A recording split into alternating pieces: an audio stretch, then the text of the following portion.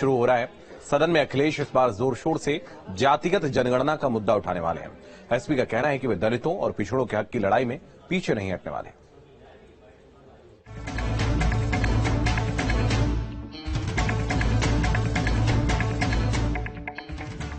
चौबीस की लड़ाई जाति पर आई,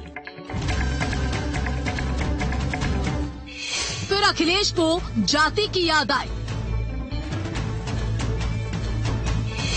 विपक्ष के लिए जाति सबसे बड़ा मुद्दा।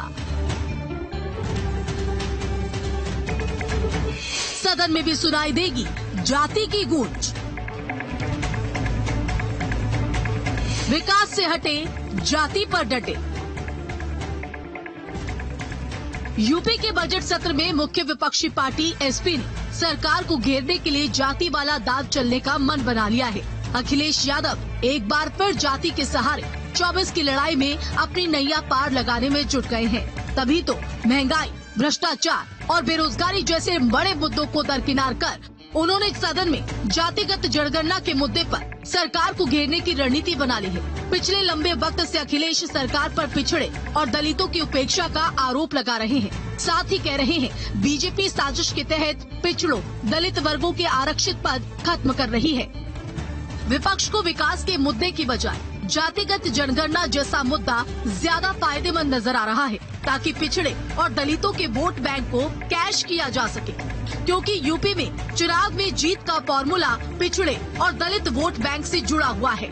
ये कहूंगा कि समाजवादी पार्टी के मुखिया श्री अखिलेश यादव जी को जाति जनगणना से पहले जाति न्याय अगर करना है तो समाजवादी पार्टी के अध्यक्ष की कुर्सी को त्याग करके किसी अन्य को सौंप देना चाहिए। समाप्त होती हुई समाजवादी पार्टी शायद डूबने से बच जाए।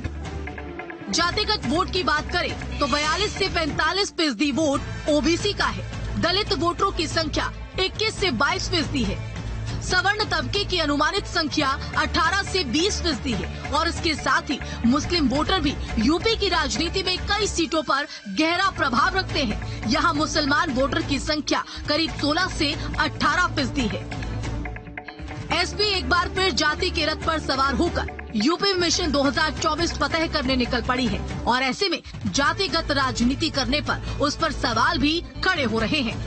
सत्ता के बेदखल होने से ये बौखलाहट है। जो सत्ता से बेदखल हुए लोग हैं वो ना तो संविधान को मानते हैं, न बाबा साहब डॉक्टर अम्बेडकर को मानते हैं। लेते हैं संविधान की शपथ और बाबा साहब का नाम तो लेते हैं, गले में माला विचारों के द्वारा।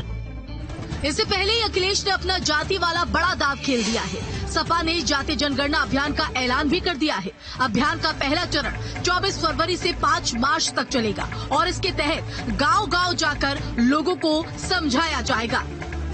Team news state.